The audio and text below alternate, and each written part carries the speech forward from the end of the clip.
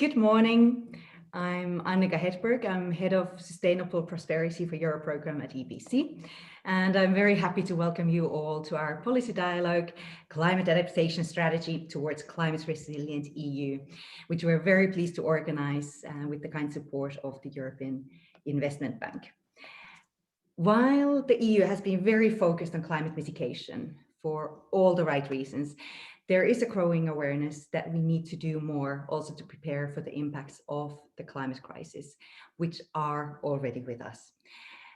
And rather than being surprised every time, for example, a heat wave or flood happens and just reacting to it and paying the costs, we need to become more proactive and prepare for these events, also in Europe. The unfortunate reality is that even if we stopped emitting greenhouse gas emissions today, our past emissions will continue to impact us for decades, and we need to become more climate resilient. This is a huge task. Climate adaptation requires action across sectors, from energy to health systems. It requires data, education, and sharing knowledge. Becoming climate resilient has impact on how we build cities, how we renovate infrastructure, and it can become extremely costly. But if we do it well, adaptation efforts can bring multiple benefits for society and economy.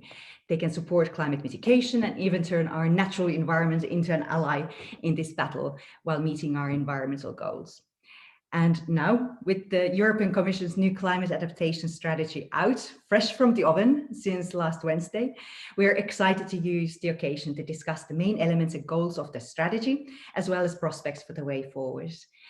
I would also like to note that we'll focus today especially on the challenges and prospects of creating a climate resilient built environment, as it certainly deserves our attention. We're joined today by a distinguished group of speakers. We'll first hear a keynote speech from Clara della Torre, Deputy Director General from DG Klima, European Commission.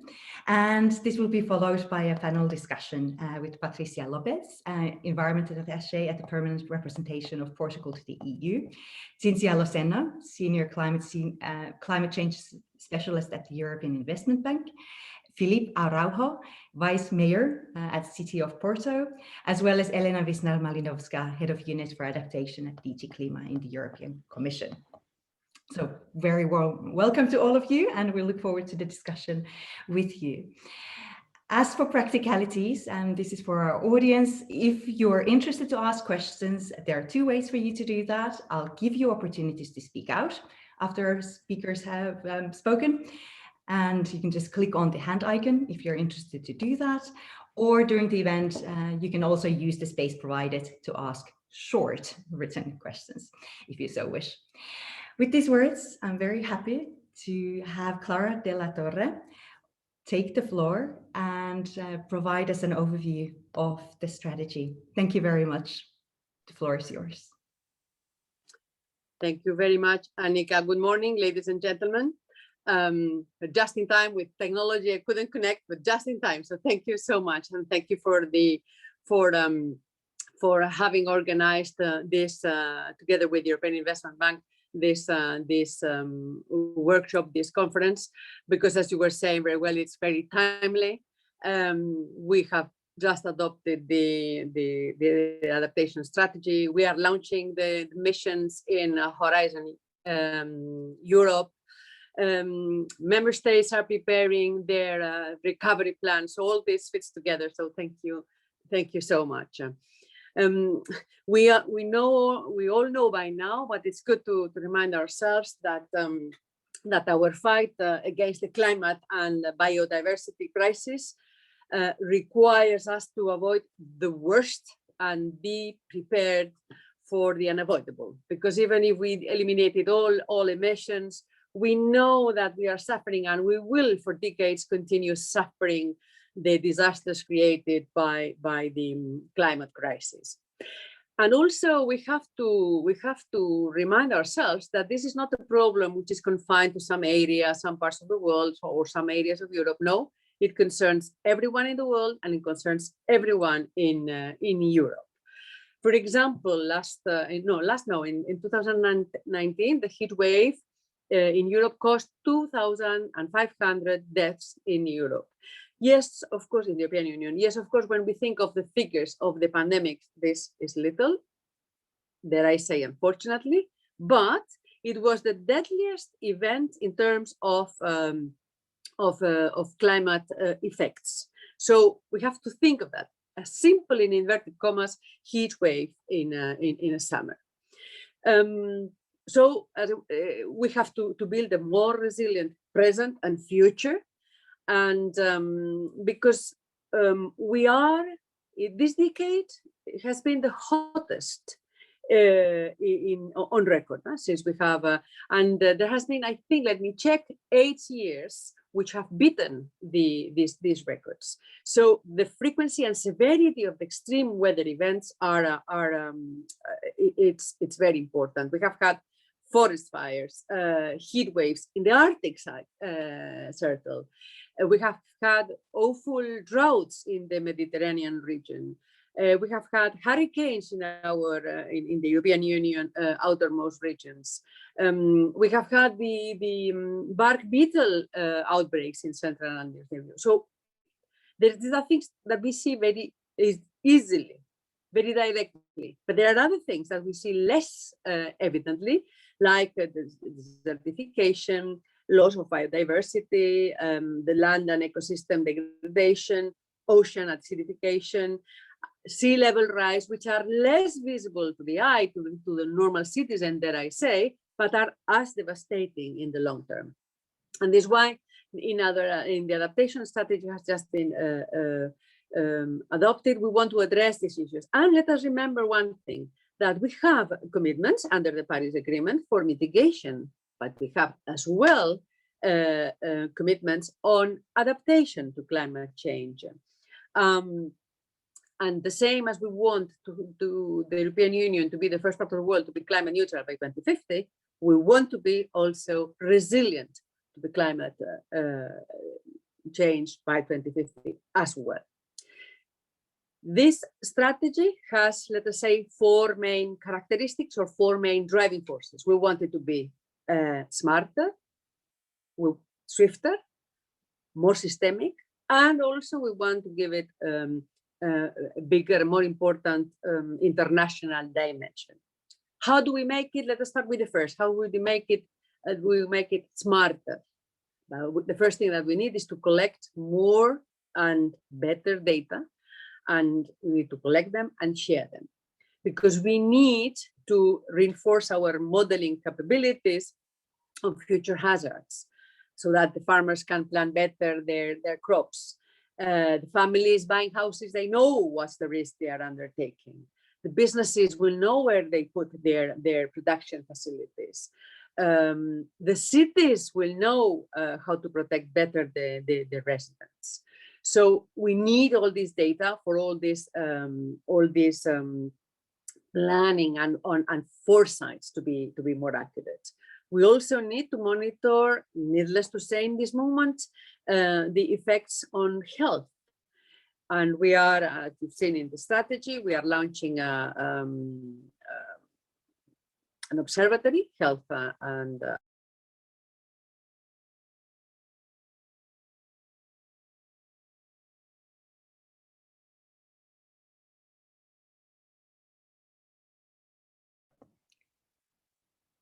It looks like we may have some difficulties with the connection. Yes. You're muted. No. Okay, now I'm sorry. There's a problem with the connection this morning. I don't know where I started, but one of the things that, yeah, tell me, Annika. Yes, you were just about to introduce your observatory. Voila. So in this moment, we also need to look at the effects and the direct linkages between climate change and health, and we have set up an observatory, as you've seen in the strategy, and which will be launched formally next week. So that's to be smarter. What do we do for the strategy to be more systemic? More systemic means, we'll know what it means, to look at the ecosystem of all these effects and these tools. And we'll be looking particularly, we'll be addressing the local level. So we need to have tailored advice for most vulnerable communities, and we have to help them in finding the necessary expertise and the necessary evaluation and availability of the resources needed to take action. We want with this strategy to promote more nature-based solutions, preserving or restoring wetlands, developing urban green spaces, you name it. We need as well, when we are talking about systemic solutions, systemic approaches, we need to remember that we have, there is an important impact of climate change on fiscal policies. This is more difficult to grasp, more difficult to address, even more, dare I say, for different reasons, not only technically. Let us not forget that extreme weather alone causes an average of 12 billion euros a year in losses. So this is a lot. And if we think that if we went to an increase of 3-degree rise in temperature, we could go up to nearly 200 billion. The sea level rise, it's, let us not forget that 40% of the European GDP is generated in coastal areas. Needless to say, what's the problem with the sea level rise? So we have to also look well at the interlinkage between climate change and public finance. Third thing, we need to be at the adaptation faster to drip, and for that we need to bridge the gap between the planning that I was referring to and the actual implementation. And for that, we work very well, I'm thankful to them, with the European Investment Bank to boost adaptation financing precisely.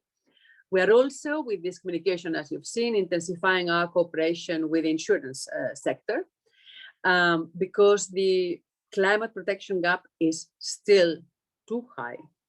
And we know that the financial burden of the disasters often is suffered by uninsured families and businesses. So we need to identify and roll out good financing models, new financial tools. But we also need to look at which are the solutions that we can deploy to address this. And this is here where it comes to the link with the innovation, with the mission that's coming under Research and Innovation Framework Program of the European Union, because there we are going to help developing, conceiving, designing, and implementing the necessary, or a good deal of necessary solutions to our to climate change. And for that, we also need, when we want to deploy, we need to have guidelines for climate proofing. You know that we have already guidelines for infrastructure climate proofing with some of the EU funds. We want, with this strategy, to enlarge these guidelines to already existing infrastructures and to different to other EU funding sources and others. We can come to that. And finally, the fourth dimension is the international dimension. We want, as I was saying, Paris Agreement. We have our commitments, so we have to promote in the world with our partners strategies for adaptation, whether at national or regional level. And we have to put, we will put a specific focus on Africa, as well as on small island developing states. We want to ourselves to reinforce the financing of these international climate resilience plans. We want to push our partners to encourage that I should say to engage in a more assertive manner, that I'd say, in adaptation. We know that climate finance will be an important part of the next COP, so let us get ready for that. Research and innovation, just let me conclude with that, plays, as we know, an important role overall in climate policy, but in particular in adaptation to climate change.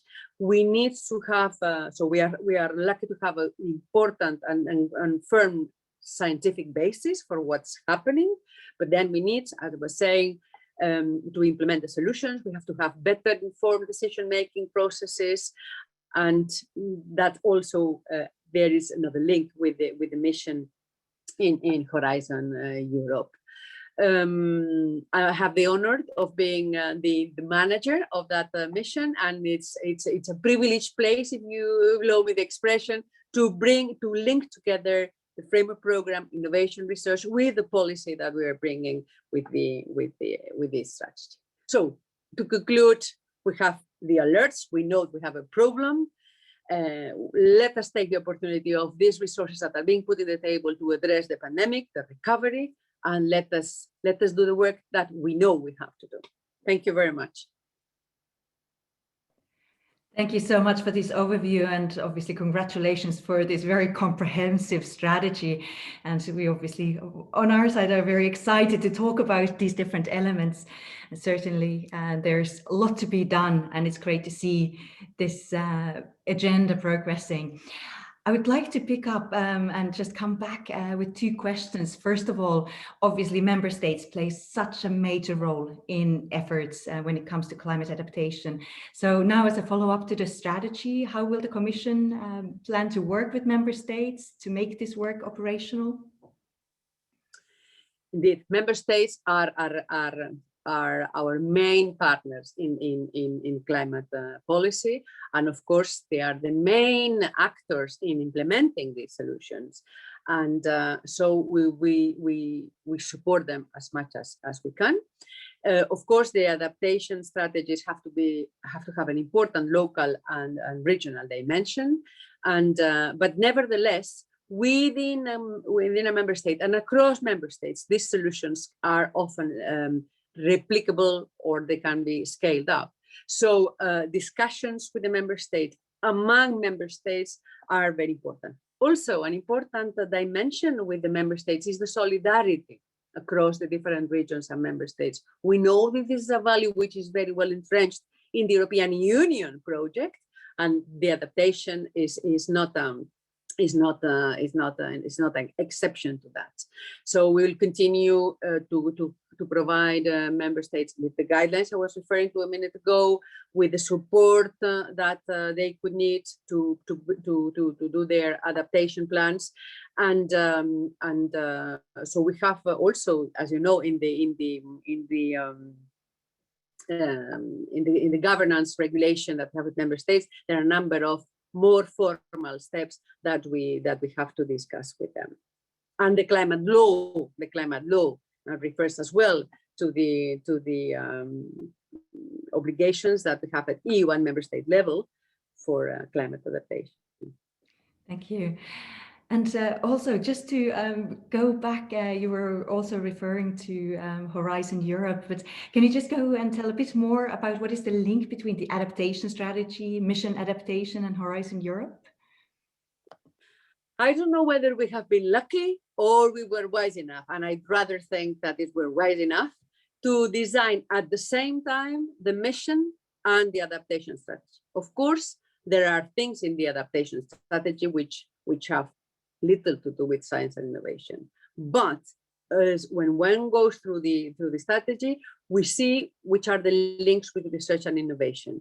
When we have to do better modeling, when we have to have better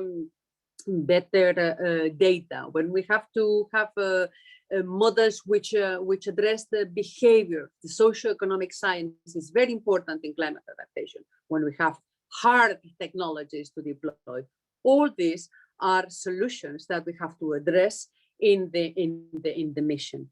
The mission goes beyond, is helping the adaptation strategy, the policy to be implemented. It goes beyond research and innovation because it needs to support the policy, and it addresses specifically the local and regional dimension of these solutions that we have to deploy via Horizon Europe. So there is a natural embedded interlinkage between both of them. Thank you so much. And it was a real pleasure to have you join us. I know that you'll probably need to leave shortly, but thank you so much for joining us. And I could pick up on, you mentioned the Climate and Health Observatory, and I could mention already at this stage that we're happy to organize a discussion on the Climate and Health Observatory on Thursday. So anyone who's interested to learn more about the observatory, tune in to our discussion on Thursday. Thank you so much for giving us this opportunity. Thank you. Thank you so much. Have a great day. Yes, as well. So we've got started. We know what the elements are, and now we're happy to turn to our panel to get additional input. So Patrícia Lopes from Permanent Representation of Portugal to the EU.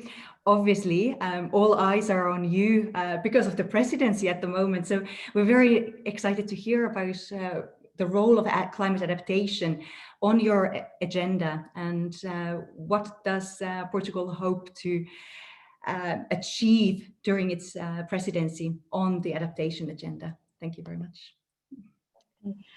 Thank you, Annika, and good morning, everybody who's following us in this very interesting and important discussion. And also thank you, DPC, for the opportunity to give us to also talk about the presidency plans for this file. That it's very important for us. Actually, climate and adaptation, it's one of the priorities of the Portuguese presidency. It's something that it's close to our hearts also, because unfortunately, Portugal has been recently investigated with the effects. You know, we felt it, the effects very closely, the fires, the drought, the water issues. So this is something that we, as country Portugal, we feel. So of course, as a presidency, we should only take this also as one of our priorities. And we also thank the Commission for this very opportunity document, which is quite broad, and it's a very comprehensive document addressing the whole scope of areas, which we believe is the road to take. This is the road, because time has come for you to step up the efforts when it comes to adapt to the unavoidable effects of climate change. I mean, we have mitigations, we are striving on that area, but the fact is we have to start to building a more resilient society to adapt to climate effects, climate changes. So what are we trying, what are we aiming, what are our objectives?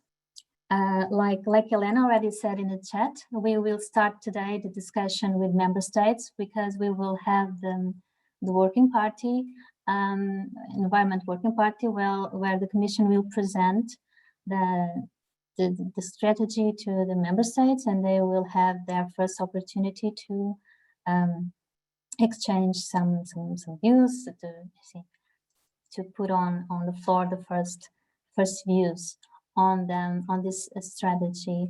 And we will then we are aiming to having an exchange of views in the next Environmental Council, which is in the March 18, where ministers will already have the first opportunity for an exchange of views of the strategy.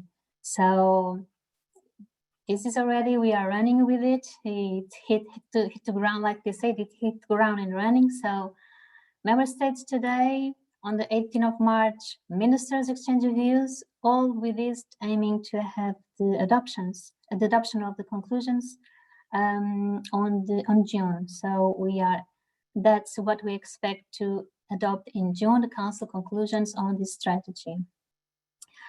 And it is also important to note that as a reflection of how important this file is to us, is that we the informal meeting of ministers in April will also address this issue, the adaptation, in a more broad aspect, trying to also bring together issues of biodiversity, water scarcity, maybe for agriculture, forestry. Like we said, we share with the Commission this broad view of the adaptation. It has to be a broad discussion. So this is how we set up our approach, the President approach to the adaptation strategy.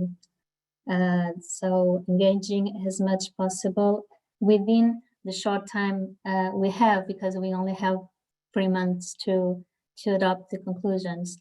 But this is our plan, and we think that by the end we will have a good discussion already being taken, and engaging the member states, their views, so that we can proceed, and this be the second step towards the implementation of all the adaptation actions and measures, being the first step, the Commission's strategy. Thank you so much, Patrícia, and we'll be happy to come back in the Q&A. What other role member states have to play and can play in this major challenge that we have ahead of us. But we'll be happy to return to that later. As our next speaker, we have Cinzia Losenno from European Investment Bank. And so we've already heard that EIB, first of all, has been working quite a bit already on adaptation, but you also will be launching a new plan. So we'll be very happy to learn more about that. Thank you. Thanks very much, Annika, and good morning to all our participants. I'm delighted to be here today with this distinguished panel to welcome the EU adaptation strategy. I would like to congratulate DG Klima and all colleagues from the Commission for this effort. I mean, there are many very important developments in the EU with the EU Green Deal, the upcoming EU taxonomy for sustainable finance, the biodiversity strategy, forestry strategy, etc.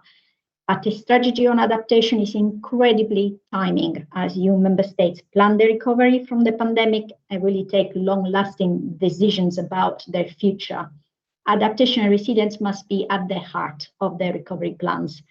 The EU adaptation strategy will certainly help member states in planning for a resilient recovery and in building forward better.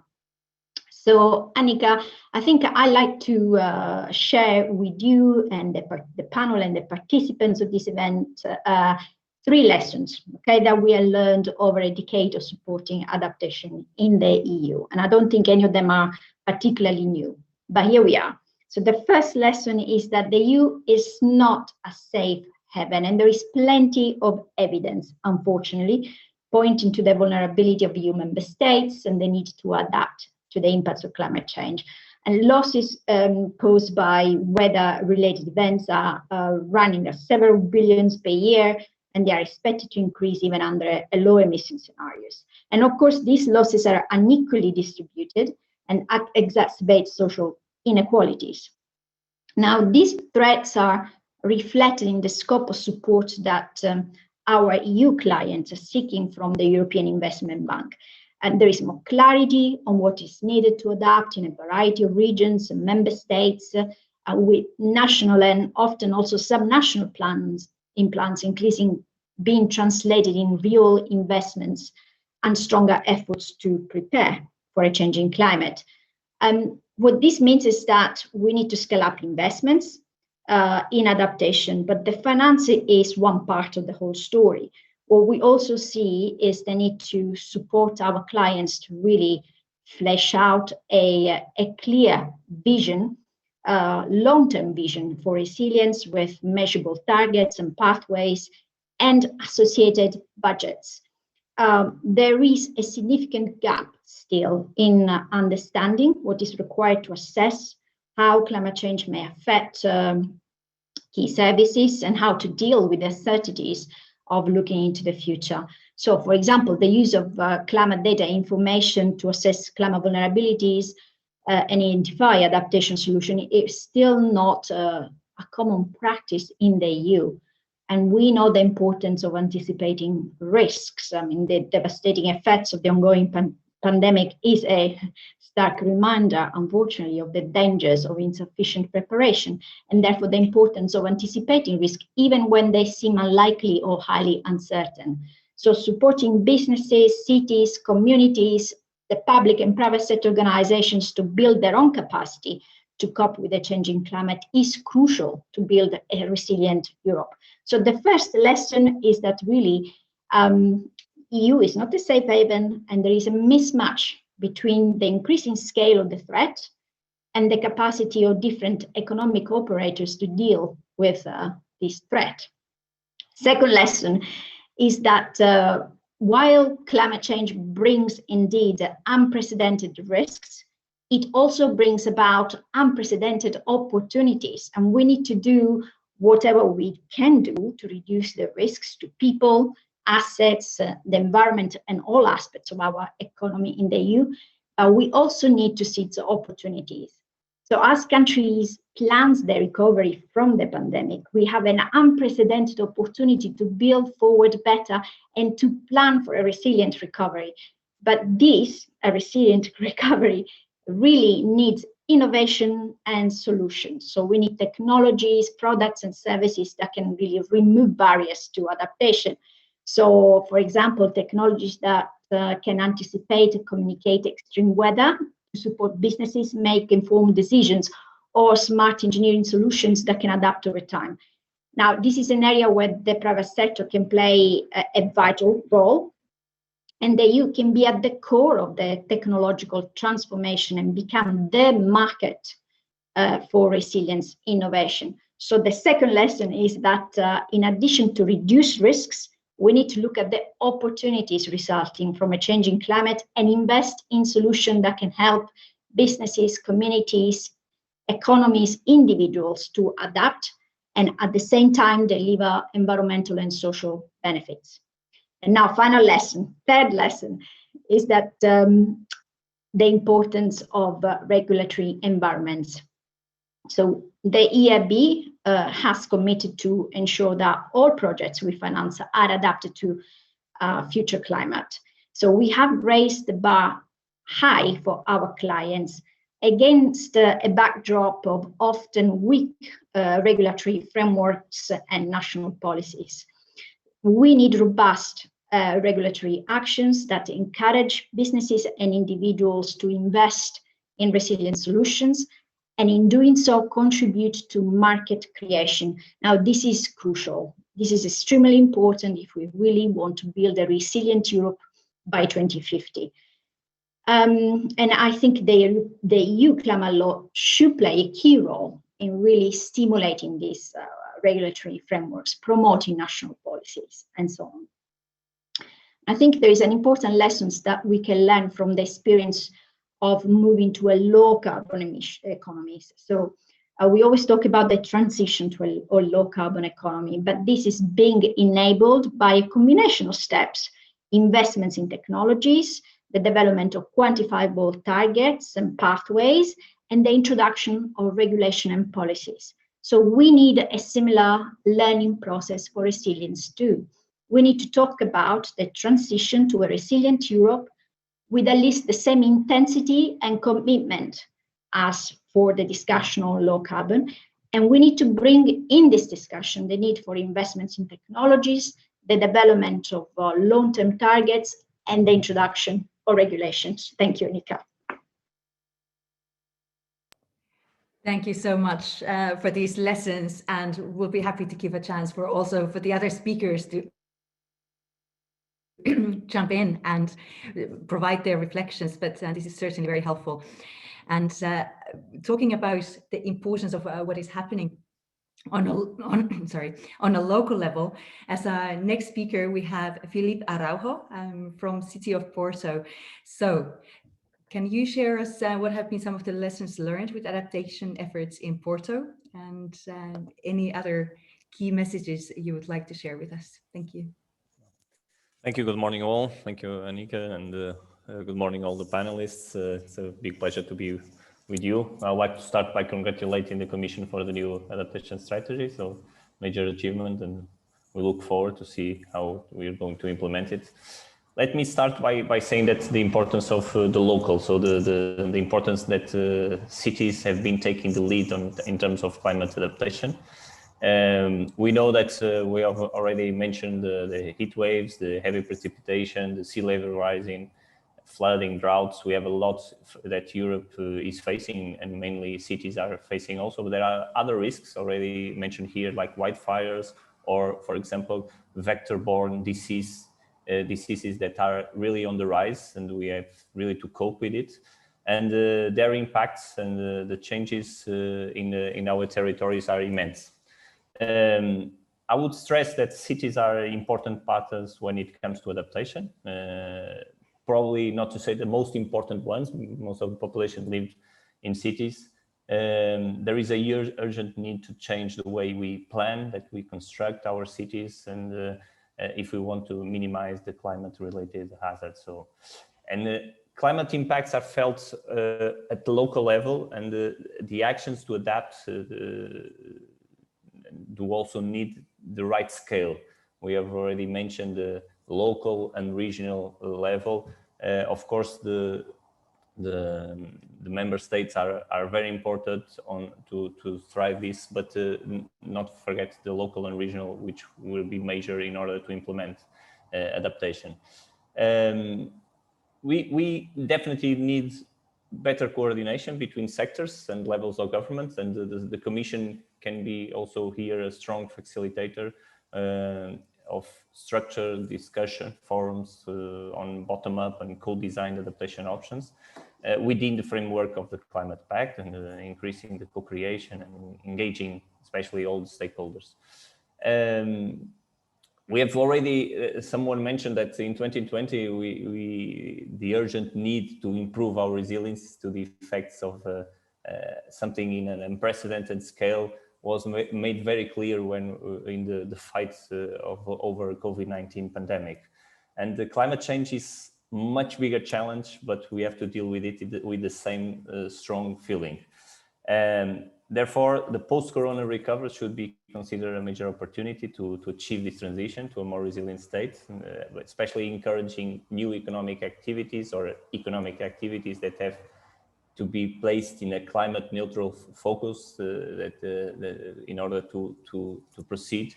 Of course, assisted a lot by technology, by knowledge, as we have already mentioned here. But altogether, this bundle is the opportunity to increase the resilience of the territory, to improve the economy, and especially to take care of the people and the planet. Let me going concretely to your question.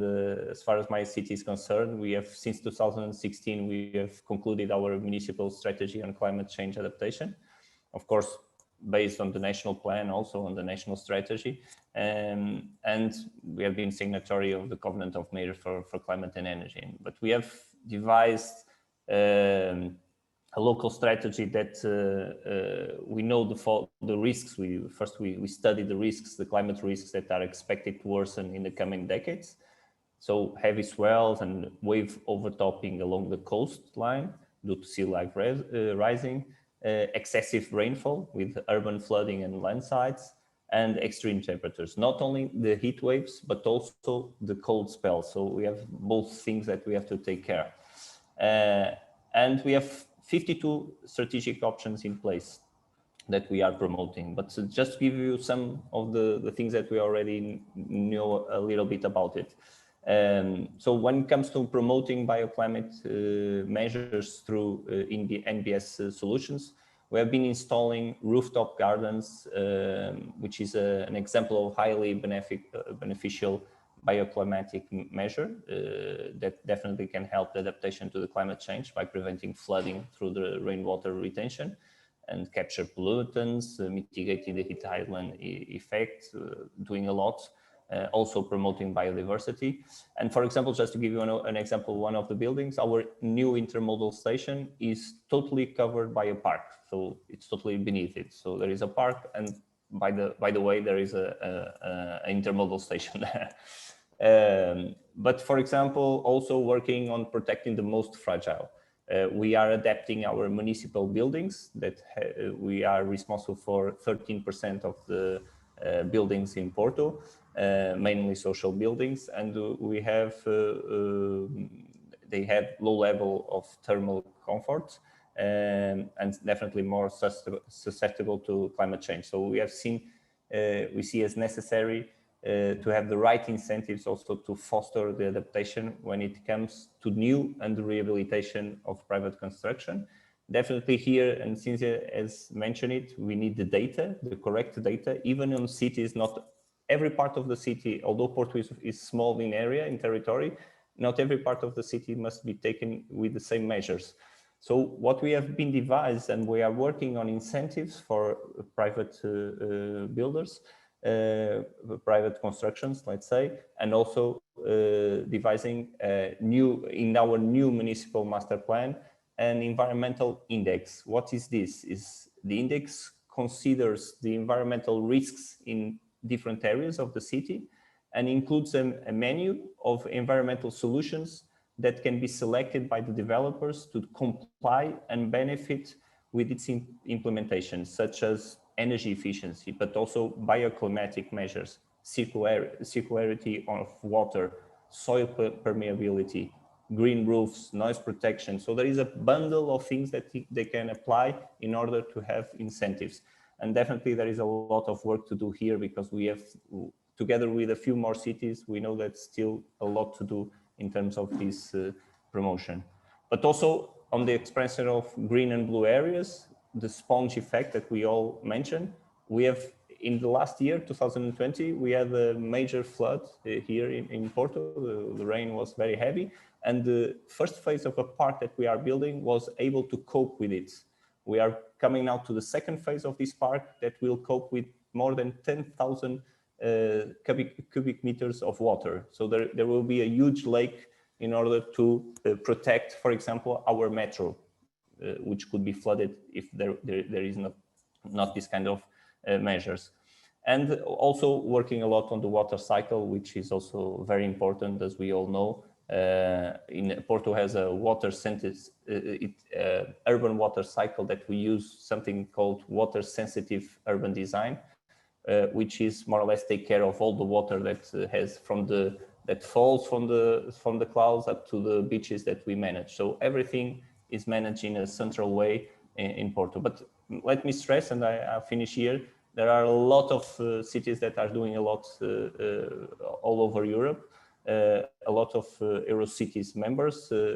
I'm also responsible for the environment in the Eurocities, like Bratislava in Slovakia since 2014 with a huge adaptation strategy. Wrocław in Poland that is providing citizens also incentives to install rainwater harvesting.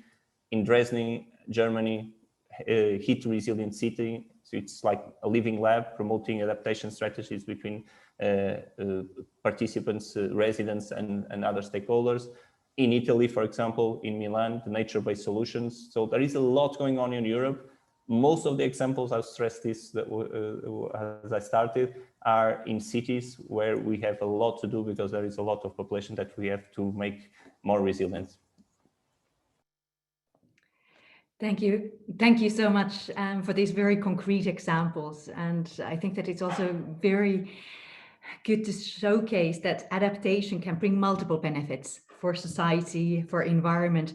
And it's great to have these practical examples to reflect on that. Now we'll turn back to the European Commission, Elena Višnar from the Adaptation Unit.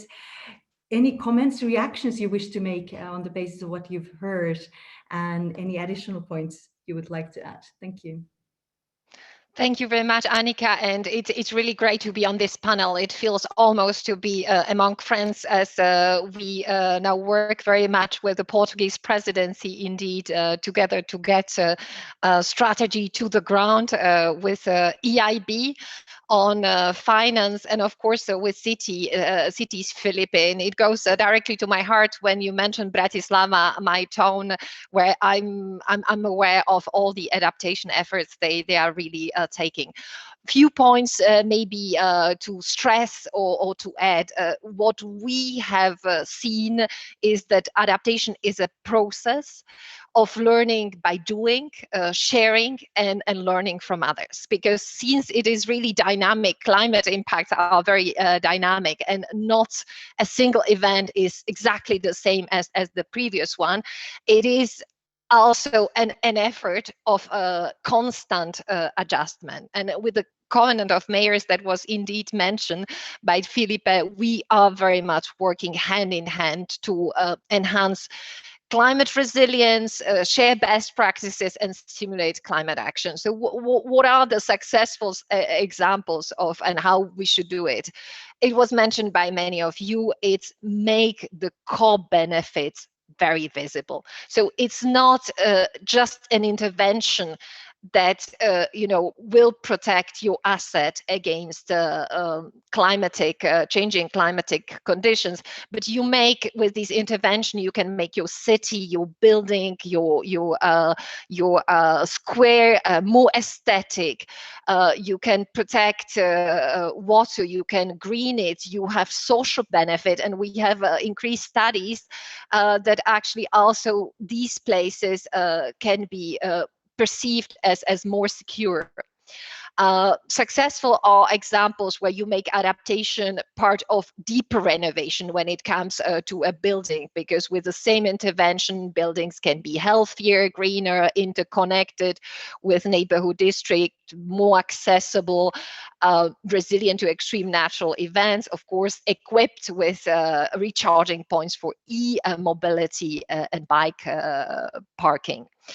Successful are those examples where the participatory processes are really a value, to get a very shared understanding on what potential impacts are out there and what are the adaptation options. And we have good examples like from the city of Rotterdam or elsewhere. In order also to develop these adaptation options that Filipe mentioned, you need to do it in consultation with stakeholders. And we have in Europe what we are offering are very important meeting points, if you wish, to get your inspiration, like the RAISIN database for resilient cities, or the new portal of the Climate Adapt, really the meeting point where you should go on ecosystem-based adaptation. Successful are those examples where you involve citizens in the monitoring, like for instance, through different apps to report issues. For instance, now there is a project where citizens have the possibility to install sensors into their gardens or green roofs to monitor drought and soil moisture. So adaptation is everybody's business, and it can be fun. Successful are also those examples where the national information on climate impact is made relevant and translated to cities or even to smaller scales, again, to make it relevant to me as an individual to take action. And there are a number of cities who are already downscaling more relevant information for city planning. And of course, what we try to do at EU level is to provide the EU funding to member states through cohesion policy, where I think the built environment is the most understandable, infrastructure and the impacts or damages that climate may have. So we are trying to provide the funding, but it is true there is still some way to go to understand very much where the vulnerabilities are and how we need to act on them. Very much agree with Cinzia, what was said, that we still have a mismatch between risks and capabilities to deal with these risks, and very interestingly, for instance, in the north, you classically prepare for too much water, and in the south for forest fires. But what we have seen is that these events are non-discriminatory, and they can actually happen in different places where you take it. And I like very much what we have developed in taxonomy, Cinzia, is this idea of not undermining the adaptation efforts of others. So really going systematic. We are not myopic in our little system, be it a building or be it a city, but we make sure that we don't undermine what the others are doing. Nature-based solutions, we really need to get big on this. I think we are paying lip service over years to it. I'm very happy that cities are doing the homework, but we need to get it to the regional level, to the national level, and really also to ministries where decisions are taken, because often the cost-benefit analysis do not favor those solutions, but they should.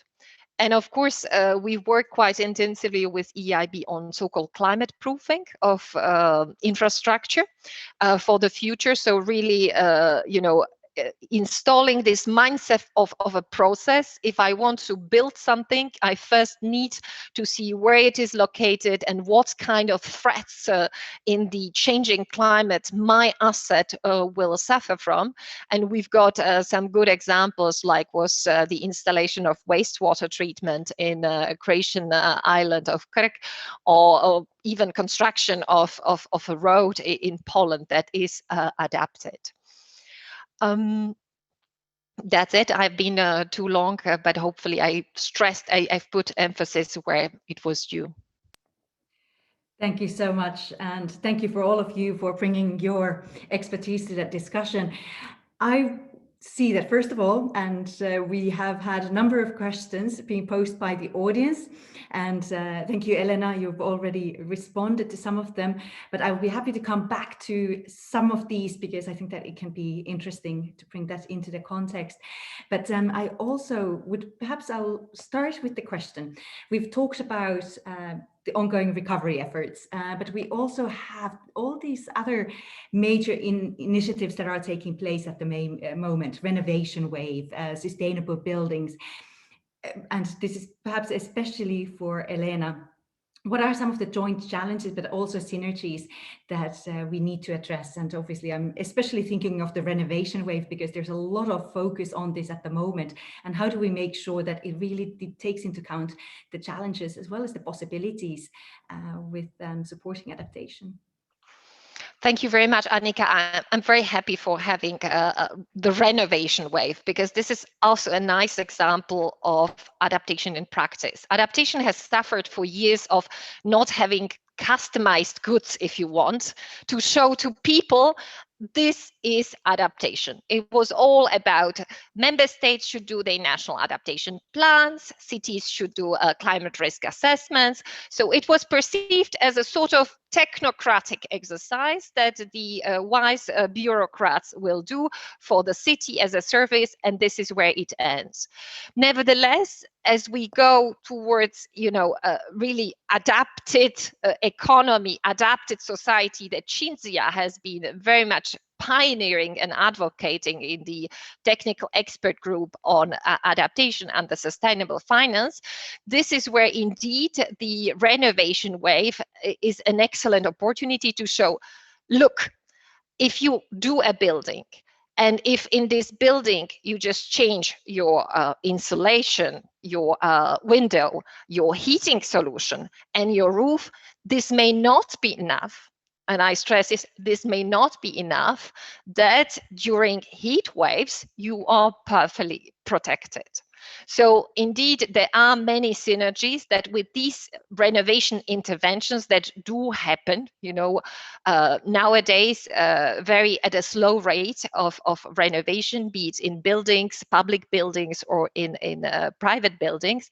But we can build these co-benefits and these synergies in buildings with the green elements, if you wish, or adapted, thermal insulation or ventilation system, and so on and so forth, not only as a building, but also at system level, at system of districts. So that's really where we can get it really right. Of course, the joint challenges to all of these policies is that you need to strengthen information and incentives. I mean, we see it that at the end of the day, renovation boils down to education and awareness. And this is where I hope the climate pact that was mentioned by Filipe, and by the way, where also my team was the mastermind behind, is the one that can pull a little bit people out of this lack of awareness and lack of benefits, seeing the benefits, towards more massive action. We also need to ensure more adequate and well-targeted funding. I've heard in certain countries that actually it is good to have grants for renovation, but it doesn't provide always the right incentives, and actually distracts or discourages the private funding or overcrowds the other sort of sources of funding. So you need to have a good mix for both the adaptation part of it and of course energy efficiency of it. And what every banker or member state official is very much aware of, we need to increase the capacity for preparing and implementation of projects. I must tell you, I always say it's not a shortage of money that keeps us, backwards. It's more the capacity of the absorption capacity of a country, but also a lack of administrative personnel that could and should prepare these projects. And I must say again, I'm a friend of co-design, co-creation. I do not understand why the recovery plans are done in a small circle of few ministries. This should be a societal, co-designing work where they would get great ideas, I'm sure, from different parts of the society. Where are the joint prospects? I mean, first of all, you can imagine that coupling energy performance contracts with resilience contracting by insurers can help the market manage investment risk, because insurers have the required expertise in assessing and offering protection against environmental, climate, or any risks.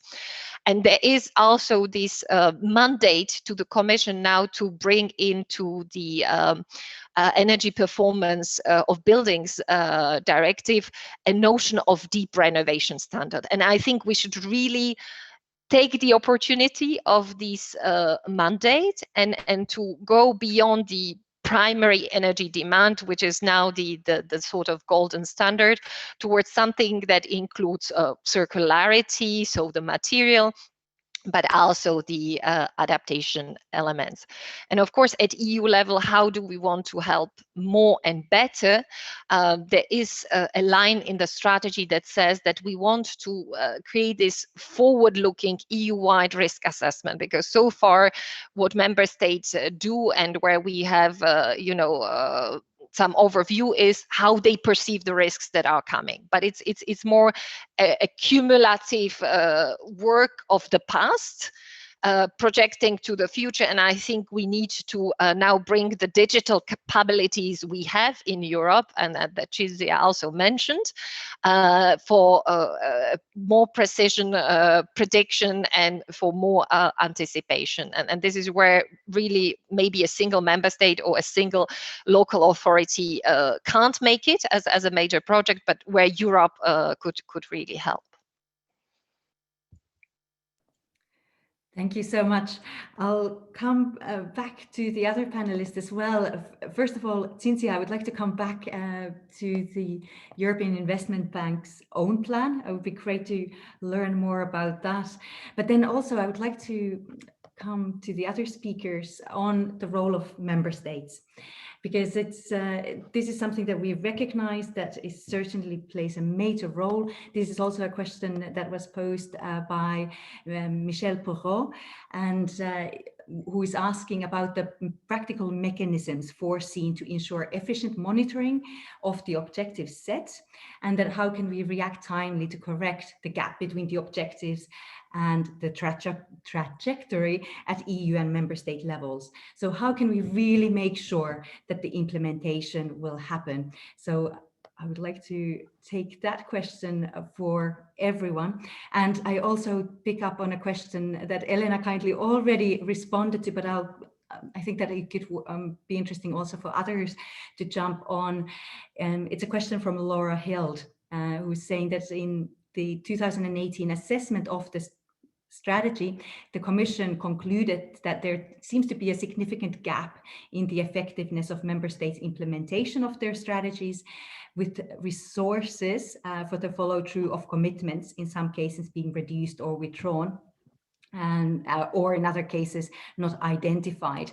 So recognizing that there still is a lot to be done on member states, how do you see, how can we engage more with member states? How can we make sure that this implementation really is now being taken to the next level? And maybe I'll start with Cinzia, as you can also share some thoughts on the upcoming plan that you have. Thank you. Thanks very much, Annika. Such an interesting discussion and so many points to pick up on.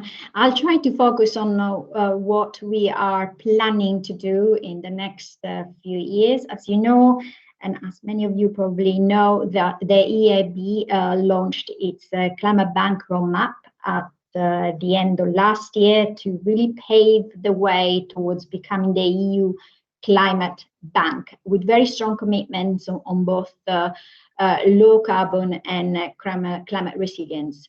With regards to climate resilience, we have now committed to develop our own adaptation plan. This is the first of a kind for the EIB, so I'm truly excited about it.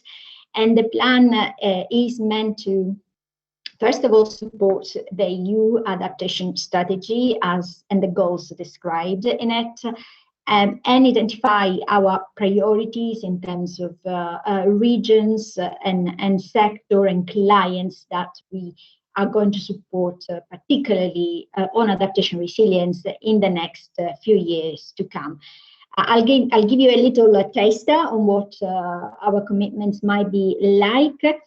So first of all, we will strengthen our efforts to ensure that our projects are more climate resilient. We already have a well-established climate risk management approach in our projects. What that means is that any project financed by the EIB is screened for physical climate risk using scientific information.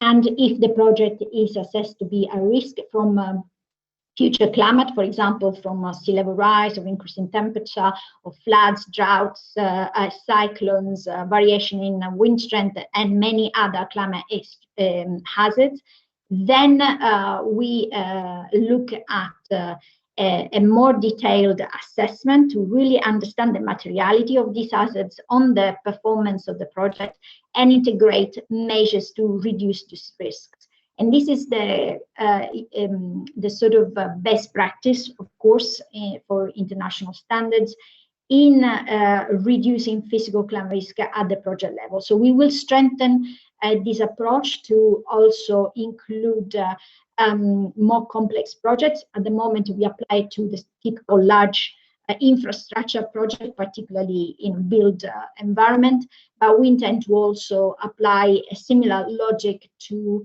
indirect lending, support to SMEs, and all other type of operations that we finance. So that's the sort of first taster. The second commitment is really to do with the role that the EIB can play in financing climate resilience innovation. And it's what I mentioned earlier, is the technologies, the products, and the services that can remove technological and knowledge barriers and support adaptation globally. So the EU plays a key role in driving forward technological innovation in a number of sectors, from crops more resilience to droughts and floods, to water-saving technologies, satellites for Earth observation, and so on. So I really think European companies are at the forefront of creating value by developing and commercializing products that can help customers to adapt to climate change. And the EIB wants to support these companies. So this is the sort of second taster. And then a third one for you, which is really to do with the capacity gap that we were referring to earlier, the big gap between the scale of the threat and the ability to deal with this threat. So we also want to support our clients in developing their own systems, their own approaches to understand and anticipate, manage risks resulting from a changing climate. So that's a lot to do with providing advisory services and technical assistance to clients of different kinds, from public institutions to small and medium enterprises, commercial banks, and so on and so forth. And I like to, so these are three elements that we are going to explore. Of course, we have still a way to go to really connecting all these dots. But we want to increase our support for adaptation in the EU and outside the EU. And this is also another element that I truly welcome in the EU adaptation strategy, that there is also an international outlook. We are in the world, will be as resilient as the least resilient of us all. So it's extremely important that the EU also play a key role in supporting resilience globally, and the EIB is ready to support the Commission and the EU instruments, institutions to really achieve that goal. Final point I like to make is to do with, Annika, your point on the built environment. And this is absolutely crucial. The EU needs to ensure that what we build now is resilient to the threats to come. It's fit for purpose for a changing climate. And that is a key challenge. We just cannot afford to lock vulnerabilities any longer in what we build as new, and also in what we renovate or expand or modernize in existing infrastructure. If we think of the scale of investment that is required for a transition to low carbon in terms of energy, transport, urban development, water supply, and so on and so forth, it is massive. We need to get it right. And to get it right, we need to adapt every single thing we build. Thank you. Thank you. And Patrícia, if you wish to comment on the role for the member states, thank you. Thank you, Annika. I think that what I feel is like, I feel like connecting all the little things that have already been said, because it has been said, it is. The role of member states, it's very important here, but of course we cannot do it alone, and for that we need the European Union, the Commission, and it's a work that has to be done in synergy, together, in cooperation. Therefore, all the things that have been said here, that the Commission will continue to provide guidelines, technical support, helping the capacities, so local capacities almost, the funding opportunities, research, innovation. This is something that some member states do not have that capability. So therefore, this other side of the coin, we can see this together. There's member states, but there's also the Commission or the European Commission together. We cannot do this separately.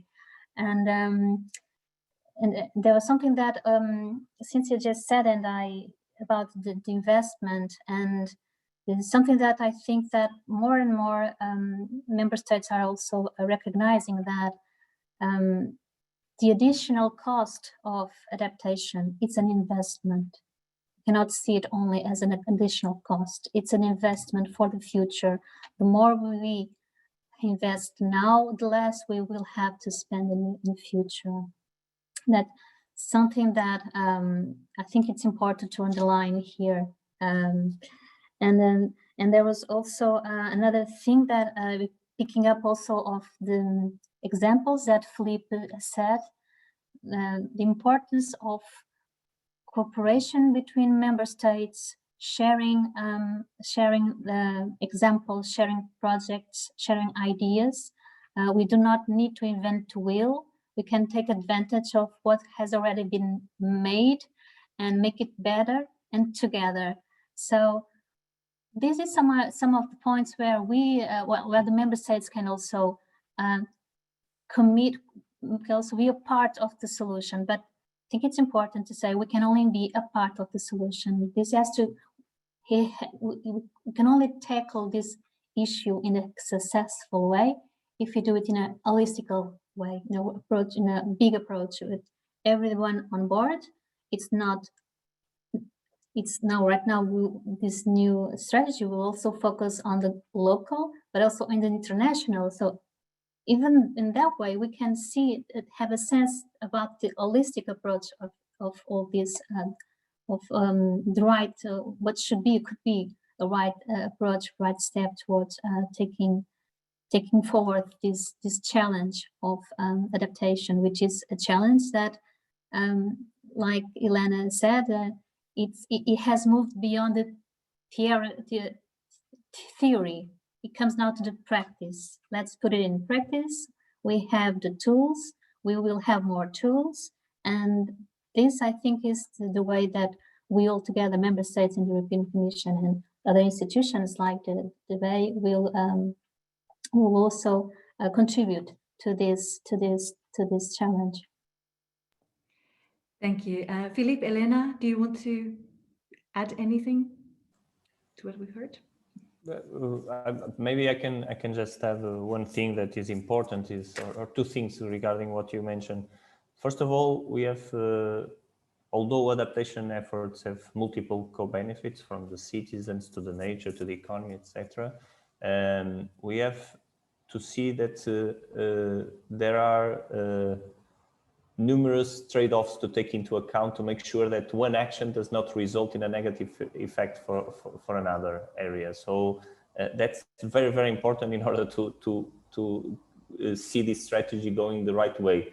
So, for example, such negative impacts on biodiversity that came out from nature-based solutions that have not been planned well. So we have to really take this into perspective, and this is important in order to, in a few years, we not see things done not in the right way. So it's in reality, we are talking adaptation is very complex challenge, and someone, I think most of the panelists have already mentioned, requires improving management capabilities on the public administration, not only on the public administration, especially on the public administration, because they set the rules, and definitely, if we are very transparent, nowadays we lack these management capabilities on this area. So we have to do a lot on this in order to go to the right way. And the other thing that you mentioned is, unlike mitigation policies, I think there is no single way, or it's much more difficult to measure adaptation actions. So we can monitoring activities, focus on the process, but we should also monitor figuring out what will be the outcomes of it. So it's definitely a much more complex process talking about adaptation, for example, than mitigation. I can maybe add a few points. It's Filipe who actually triggered me in a way. Indeed, what we need to make sure is you don't invest in maladaptation. And we see this coming. In the Common Agricultural Policy, you will see a lot of ideas to irrigate places where the water balance is already very poor. Instead of, for instance, investing into a different model of agriculture or to go for drought-resistant crops, there are still these mindsets of a continuity. You know, I continuously will water the area so that the productivity stays the same. So for me, a major test will now come with the so-called SWOT analysis that is coming from member states as to, you know, how they perceive the climatic threats and how they would like to act on them.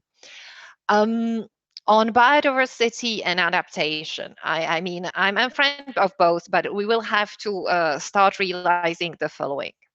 With the changing climatic conditions, we have a system whereby we protect biodiversity on a given area. And biodiversity is moving away.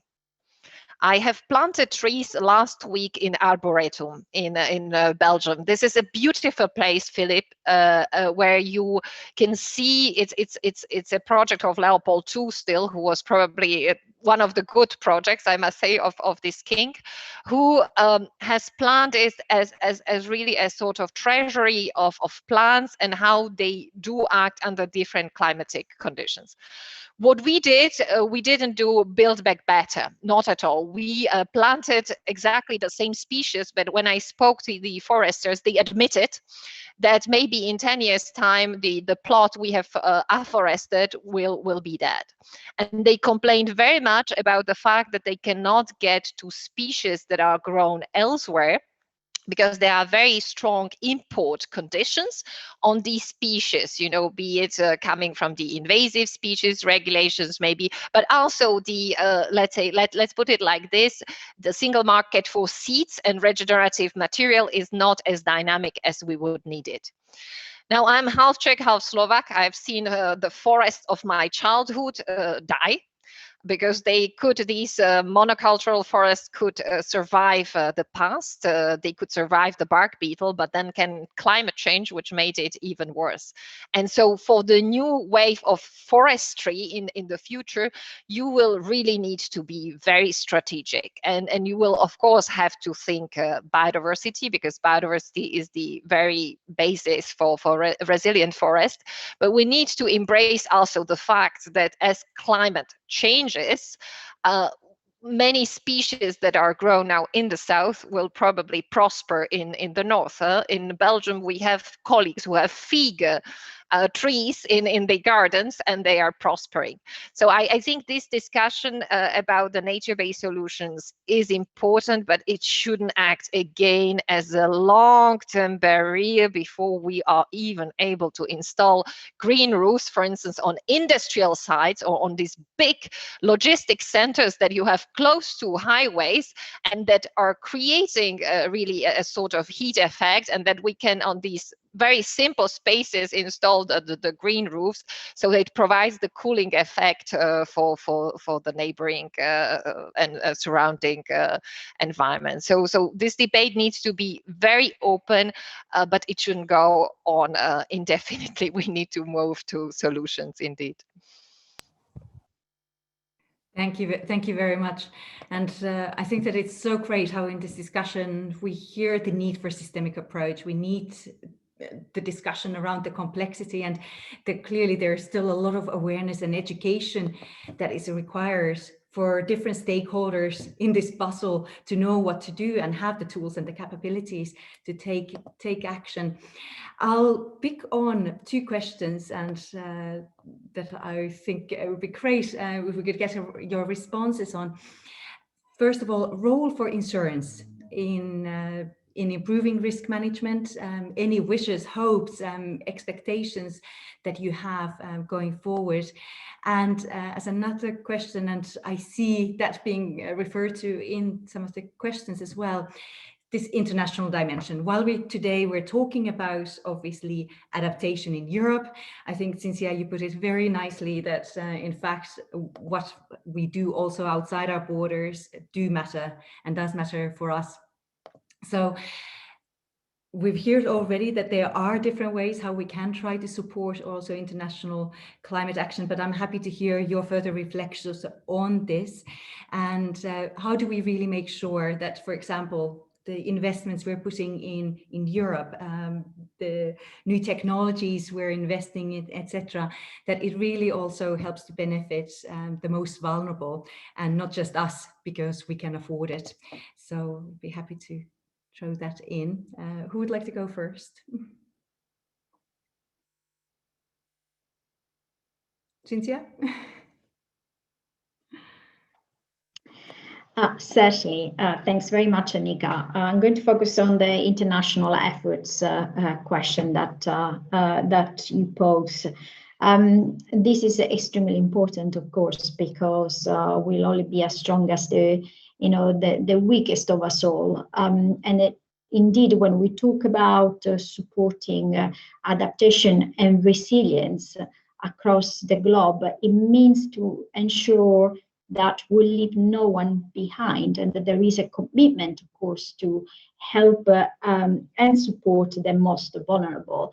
Indeed, the EU is not a safe haven, and we have our own vulnerabilities. The threats are increasing, but let's not forget that the most vulnerable are the poorest of the world, and because of their geographical situations and their economic and financial systems, they have no abilities to cope with the impacts of climate change. I'm talking about, of course, developing countries, small island development states, the LDCs, and all other sets of countries that face specific challenges. We have a duty, a commitment, of course, to support partners around the globe to adapt. And this means really understanding their context. This is fundamental. It's not about exporting our European approach. It's really about adjusting to the needs of different regions and different communities around the world. That's, in my view, what really is needed to support adaptation and resilience. There are, of course, a number of lessons that we can share with partners outside the EU, but it's really about listening what they need and supporting them in their efforts in developing their vision for a resilient future. The EU can play an important role in this, together with the other non-EU partners. And it's not a matter of who should do what. We need to collaborate. We need to really join forces with other development partners to provide that support. The scale of the challenge is massive, and we all need to play a role. Thank you. Yes, Elena. I would maybe act on the role of insurance, because for us, this is really critical. They are really in the front line of any risk management. Whatever hits you at home, is it life insurance? Is it your motor vehicle insurance, your house, flooding, etc.? They know, and they should be the risk managers by excellence. Nevertheless, as Clara has mentioned, the gap that we see on having protection, having the possibility, me as a person, to transfer the risks I can incur by a climate impact is very limited. You have parts of Europe where the penetration rates of these risk transfer mechanisms, i.e. Insurance, are 5% or even less. And you have some countries where, to the contrary, insurers like in the UK, they have been the ones pushing, climate and pushing, understanding in the municipalities, how much the spatial planning, how much the bans on building in floodplains are important. So definitely a very strong ally when we speak together on some panels. I have impression that the insurers are almost European Commission officials when talking about climate change. And I think they have a critical role to play in how the signal the risk, how they make you pay for the risk, how they make you pay for the moral hazard you incur if you just don't adapt. And I think this will be definitely critical. To say, this may not be known, but for the Taxonomy Delegated Act, which is the sort of classification of sustainable activities where you can count it as, substantially contributing to adaptation, we have involved both insurers and reinsurers, because I think they deserve it. At the same time, we also want them to increase transparency in how they handle, climate projections and climate risks, because a lot of it is definitely a little bit of a black box.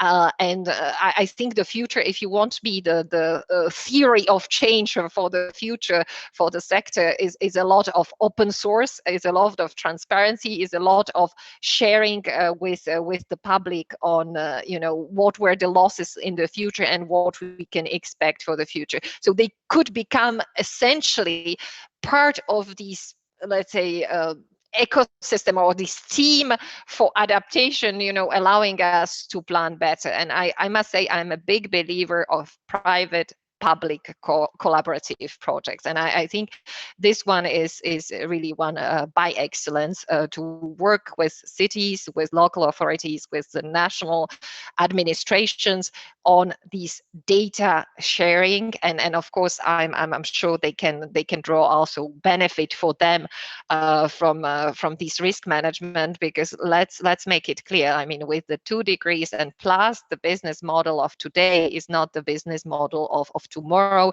There's already a lot of discussion about insurability, about affordability, and so if they want to operate as a business, I mean, it's in their self-interest, enlightened self-interest, to work with national administration. So super important. The adaptation strategy makes it very clear. There is a need for strengthened dialogue between not only insurers between themselves, but insurers with the users. We have done several roundtables in the past under the so-called NAIADES Horizon project, and it was amazing to see, the insurer talking to a city, to a citizen, and increasing this understanding of their role, but also of data that cities have or the individuals have for better protection. Thank you. And Filipe, Patrícia, I want to give you a chance also to come back, as we are running out of time, so we only have a few minutes. So if you wish to comment, react to anything? Yes, very quickly, just picking up on what Elena says, indeed, the question of risk insurance, it's great. It's very good that strategy addresses this issue of the risk transfer and the mechanism to absorb the financial losses. So I think it's something that will be very interesting to see how we will member states and local governments, all level of governments, will pick up all the stakeholders will take hold of this new vision, and because it is important indeed. Thank you. Well, just a few 1 minute. I would like to finish by stressing the importance of the private sector. I think if we want to do something, we need definitely to have them on board. I think most of the things that was said here, the incentives, all the insurance, they are in the right way to move them to put in their strategic plans all the new business models, all the development of the European economy, all the new companies that can come from this. And I truly believe that this is the way to move. So if we have an economy that is based on a green and digital, as we are all mentioning, where adaptation has its role in order to move it forward in the right direction, I think that's the way we can move forward and lead. And Europe can lead and give the example, not only giving the example, but also helping the world to move faster. That's what you need. Thank you so much. And thank you for all of you for participating in the discussion today, as well as obviously for European Investment Bank for the support for today's discussion. Thank you for our excellent panel. I think we've managed to cover and touch upon so many different aspects, but what I really do take personally from this discussion is that we certainly do need this comprehensive approach, and that there are a number of initiatives that are taking place at the moment that actually have a link with adaptation, whether we're talking about our recovery efforts, whether we're talking about renovation wave, common agriculture policy was mentioned. When we're talking about enhancing biodiversity, clearly there's a role where adaptation, there's a role for adaptation in these discussions, and we should certainly try to look at adaptation efforts, whether it's locally, regionally, at member state level, and when we're trying to collaborate also across borders, we need to try to find ways how we can enhance this.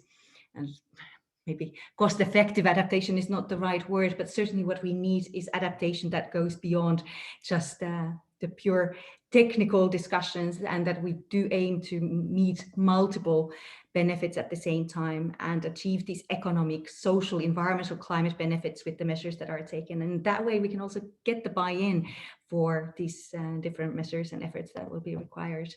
So thank you very much for highlighting these important dimensions to this discussion, and wishing obviously all of you good luck in the work that you're doing and taking the adaptation agenda forward. I could also just highlight, as I already mentioned earlier, this is only the start for our climate adaptation discussions this week. We'll be organizing also a discussion on Thursday on keeping healthy in a changing climate. And this will be the occasion to launch the new Climate and Health Observatory, which is one of the first deliverables of the adaptation strategy. So anyone who's interested, do tune in to learn more about what the observatory can do to link health and climate. But thank you so much for our speakers, for the participants, for your active participation, and wishing you all a very nice afternoon. Thank you. Bye.